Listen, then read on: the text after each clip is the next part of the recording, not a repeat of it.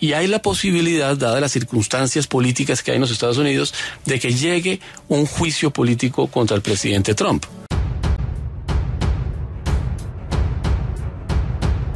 Y estamos con Rodrigo Pardo, Federico Arango, Gabriel Silva y la senadora Claudia Castellanos.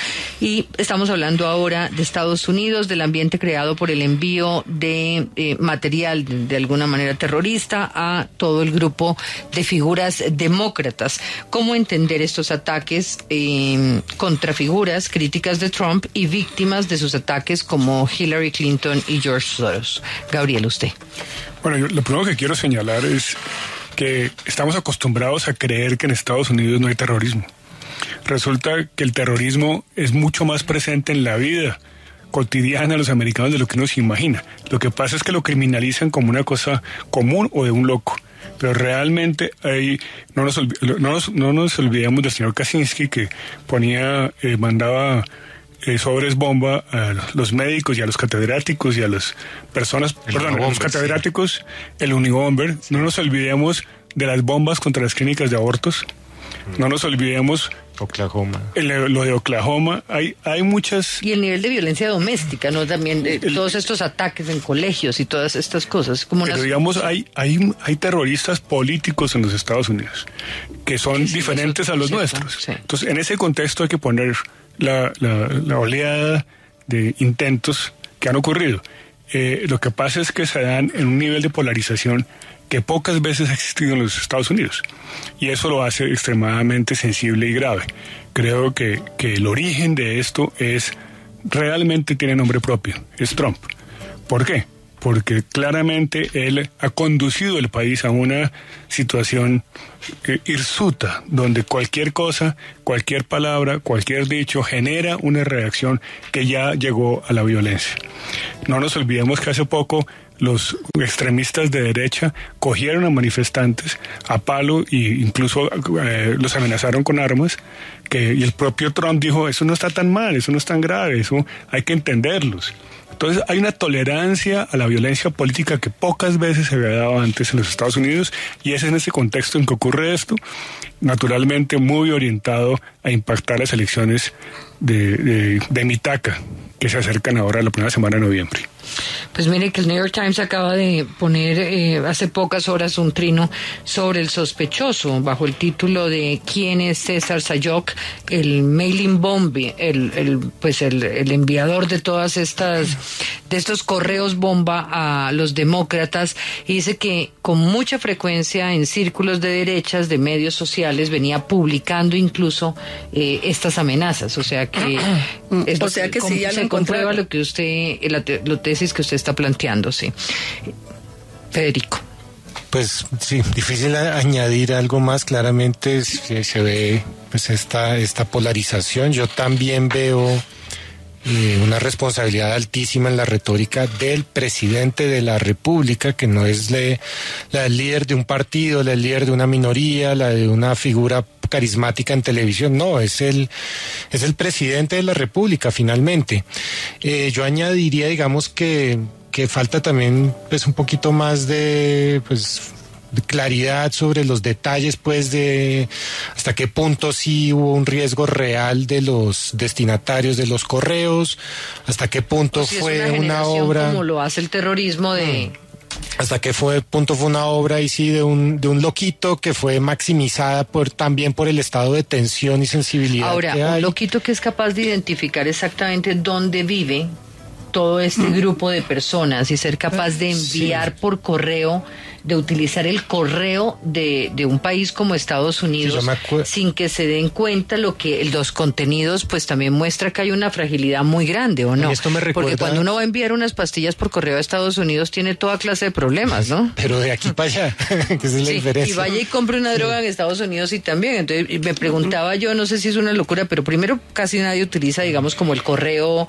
físico, si no es para este tipo de paquetes. Allá todavía mucho, porque se envían cosas a través de UPS y de todas estas, pero el contenido de eso no es fácilmente detectable. Bueno, que me estaba acordando de un episodio similar post 11 de septiembre, hubo también una oleada de sobres con Anthrax.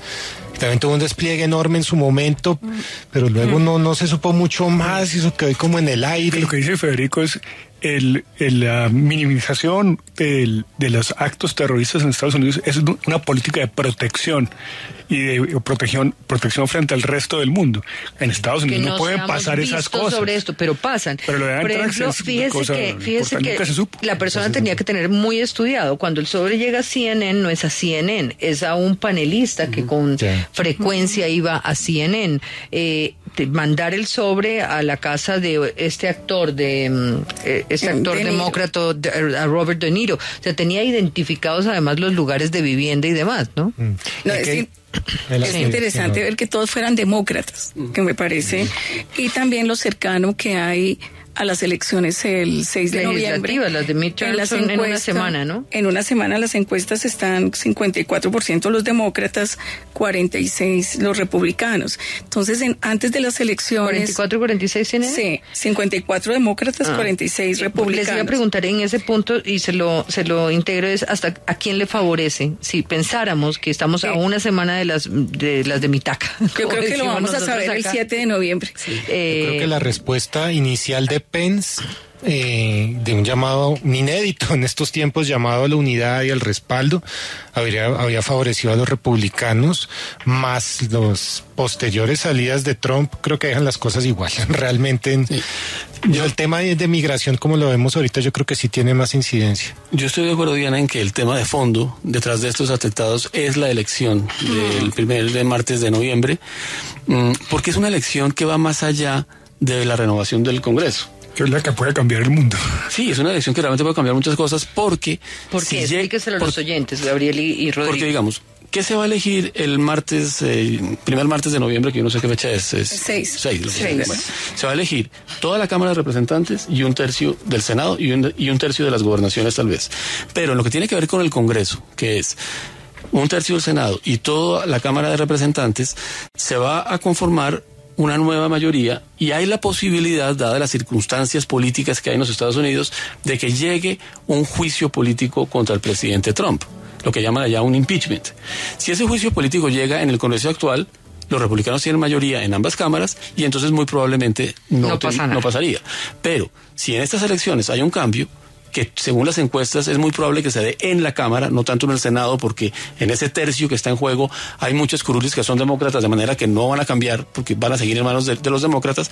Podría darse una situación en la que con una Cámara de mayoría demócrata y un Senado de mayoría republicano, pues el impeachment podría eventualmente avanzar. Entonces, casi que estas elecciones son un referendo, un plebiscito sobre Donald Trump, que podría tener que ver con su sobrevivencia en el poder. No sé si Gabriel está de acuerdo. No, sí, yo estoy totalmente de acuerdo, y le añadiría simplemente el hecho de la destrucción o demolición de la gobernabilidad de Trump, si llega a ocurrir lo que describe Rodrigo, que además estoy convencido que va a ocurrir.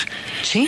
Sí, yo creo que a pesar de que la diferencia se ha disminuido, se ha reducido, sigue siendo significativa y suficiente para que la Cámara cambie de mayoría, no así el Senado. Entonces tendremos una parálisis donde las dos cámaras estarán en conflicto, las dos cámaras estarán en una discusión política y partidista muy profunda, y eso va a congelar a la administración, como ha ocurrido en el pasado. Esta no es la primera vez que pasa, casi que es la norma que cuando hay una mayoría significativa que lleva al control de los dos poderes por parte de un partido, la reacción de la opinión sea romper ese control absoluto que tiene el presidente sobre el poder legislativo y sobre el poder ejecutivo. Entonces la gobernabilidad de Trump, que no sabe si es bueno o malo, pero la gobernabilidad de Trump se va a deteriorar significativamente si se da ese escenario. Pues muy complicado, lo que quiere decir que esto favorecería inicialmente entonces a los demócratas. Sí, yo creo que sí, porque como lo dicen las encuestas que menciona la senadora Claudia, pues hay mayoría en este momento de los demócratas. Sí. Por la formalidad como se da la elección, pienso que no va a darse un triunfo arrollador de los demócratas, porque es que... Pero sí va a equilibrar. Va a equilibrar, por lo menos, sobre todo si pasa lo que dice Gabriel, que yo también... Gabriel. Sí, que yo creo que va a ocurrir, las encuestas dicen que eso va a ocurrir. Ahora, el hecho, Trump obviamente culpa a los medios, incluso puso un tuit ahorita, ¿no? Los medios deben cambiar su comportamiento rápido, o sea, los sobres son culpa de los medios, lo que está pasando es culpa de los medios. ¿Ustedes creen que le va a seguir siendo rentable? Le ha sido, yo no entiendo cómo, pero le ha sido, y claro que esta declaración de hoy, yo creo que fue tal vez de ayer, en que culpa a los medios de los sobres, eso ya me parece pues una locura, o sea, es que no entiendo cómo. Sí, pero esa irracionalidad es validada por quienes lo escuchan por muchas de las audiencias. Creo que eso tiene un tope igual, eso ya...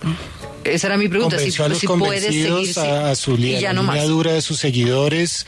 Pero fíjese, y esto me sirve. Lo que dice Federico, perdóname que te interrumpa. La fortaleza de Trump está entre sus seguidores. Trump es el presidente más popular entre los republicanos en la historia de Estados Unidos, con excepción de Bush después del 11 de septiembre, en que obviamente se generó este apoyo pues nacionalista, etcétera. Pero entre los no republicanos, es decir, entre los demócratas y los independientes, no es igual. Entonces en el total pues sí puede tener lo que está la clave es entre los republicanos de centro, pues los republicanos no militantes, ahí es donde sí, digamos, está el riesgo pues o de que su voz se acalle pues por lo de Pero fíjese extremos. Que esto me sirve para conectar con el siguiente tema, y es que esta semana por nexos familiares en los Estados Unidos empecé a recibir la cadena de culpar a George Soros de la caravana de Centroamérica hacia los rusos, hacia Estados Unidos. Me parece muy bien. Entonces, aquí estamos hablando con gente de otro nivel, con buenas fuentes, ¿no? Con buenas fuentes, exactamente. Pues entonces fíjese que usted decía, tiene un tope la credibilidad de las locuras de Trump al culpar a los medios, pero uno vería que el tope todavía no, el techo todavía está alto en la medida en que mucha gente y gente pensante cree en estas cadenas, cree en que esto es una realidad o sí es una realidad. A ver, yo le pregunto, ¿usted cree que detrás de una caravana como la de 7,000 centroamericanos, en especial hondureños, hacia Estados Unidos a través de México, huyendo de la miseria y la violencia, puede tener detrás a George Soros? Yo no sé si a George Soros, pero yo creo que sí hay detrás un esfuerzo muy grande de afectar las elecciones. Y creo que porque fácil. En otro artículo que publicamos hace unos días, el domingo, en El Tiempo, decíamos que estas elecciones pueden cambiar el mundo. Y es literal. Es decir, si Trump pierde el control del Congreso y se desmorona su gobernabilidad, entonces pues los principales víctimas de eso incluyen al señor Putin, para ir en la línea de lo que dice Federico. Chica, ahora quiero que me dé la tesis espionaje.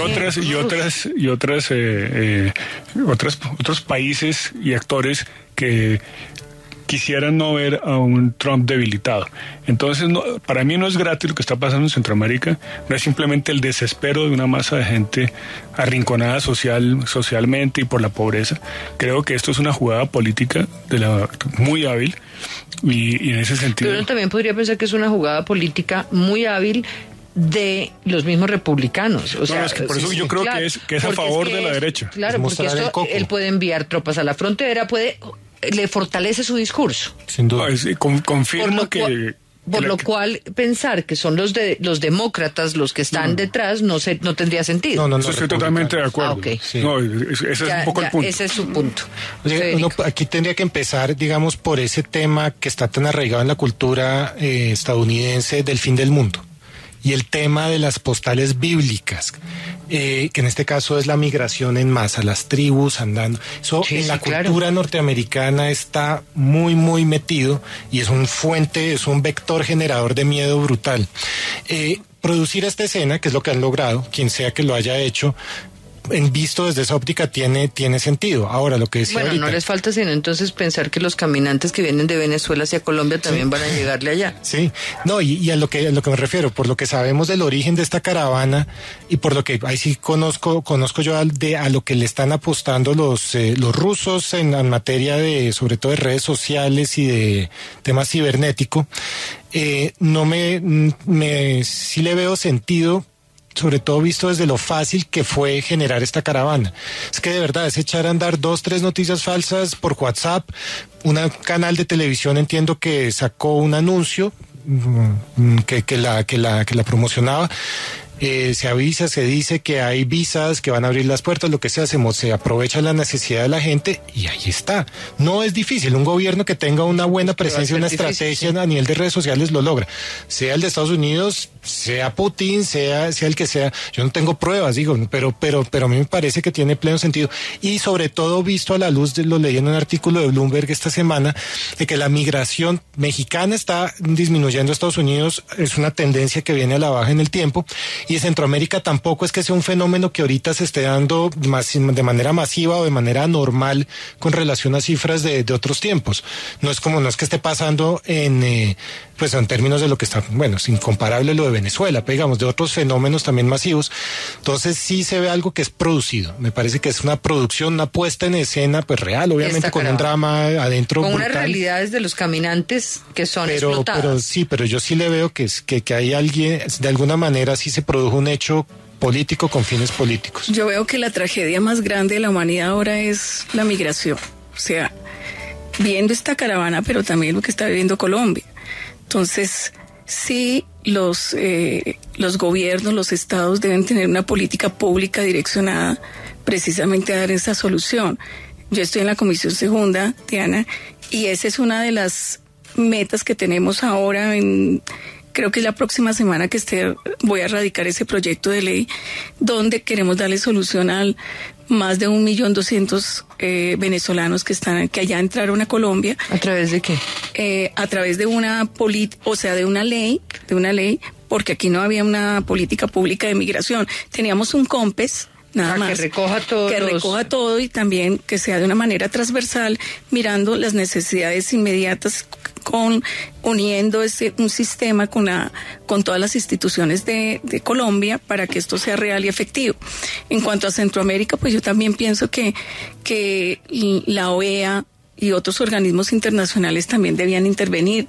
Me parece que es el momento, porque esto, pues uno ve familias, niños, independientemente que quieran crear esa presión sobre la administración Trump, si uno es un momento donde estas organizaciones debían, el por qué deben acercarse a este momento tan difícil que están viviendo ahí en Centroamérica. Para mejorar las condiciones. Claro, a mí me parece que ellos debían intervenir inmediatamente. Yo veía algunas estadísticas también, es que en Honduras la violencia es inmensa.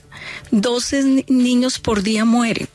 Pero no es nueva, que era un bueno, pero para mí fue, no, es triste, es lamentable, hay que hacer algo. Violento, y en El Salvador. ¿Qué podría hacer Estados Unidos? Es un plan Marshall en Centroamérica. Como lo hizo el presidente Kennedy en el año 91, no sé, en el año 61. No parece que fue muy Trump el que se lo invente, ¿no? Pero lo podría hacer. Diana, pero usted decía hace unos minutos que el tema anterior y tienen algo en común, y es que de alguna manera están, digamos, en función de las elecciones de Estados Unidos. De las legislativas. Y yo creo que eso es totalmente cierto. Y eso muestra que estas elecciones legislativas del 6 de noviembre no son unas elecciones de rutina. Aquí está en juego mucho más allá que si hay mayoría republicana o demócrata y quiénes son los senadores y los representantes, no sé qué, dada la muy particular naturaleza del gobierno de Donald Trump. Y realmente las perspectivas hacia el futuro de esa presidencia están en juego este martes, y por eso estamos hablando de esas elecciones, y están generando desde bombas en Estados Unidos hasta migraciones, o por lo menos siendo uno de los factores determinantes de esos fenómenos. Sí, hacía mucho tiempo no se veía, digamos, una elección de parlamento en Estados Unidos que adquiriera, pues que tenga tanto interés y que debe visibilizarse con el interés que merece. No sé si uno analizando, cómo se fortalece una democracia, de pronto cada 2 años, como lo hace Estados Unidos, o cambiar parte de su Congreso. Es interesante verlo, porque aquí están proponiendo precisamente un calendario único, que lo están proponiendo. Entonces, ¿de qué manera uno podría analizar esto debilita la democracia, la fortaleza? Bueno, que eso es como algo interesante de verlo aquí desde nuestra perspectiva como colombianos, y que queremos, a veces si a un gobernante no le está yendo bien, en 2 años puede haber una renovación. Sí, ¿es interesante o no? El 95% de los miembros del Congreso de los Estados Unidos son reelegidos cada elección. Es decir, y la mayoría se mueren en el cargo. Entonces, realmente ese sistema no genera renovación. Da unas oportunidades en el margen, que es lo que se está disputando en este momento. Un pequeño margen de 4 o 5 sillas en la Cámara de Representantes, no más. Pero eso hace la diferencia. Hace la diferencia, exactamente. Entonces, por eso, y además los que van a determinar esa diferencia son personas que, alejadas de los centros urbanos tradicionales, son gente, o más significativos, son gente que están en el norte, como Maine y la parte de Nueva Inglaterra, o están en el medio oeste o en el sur. Entonces, pero son gente que tiene un resentimiento significativo contra Trump, en el caso de los que tienen una tendencia progresista, y claramente contra los demócratas, los que son de derecha, que hasta ahora han sido la mayoría, pero eso va a cambiar.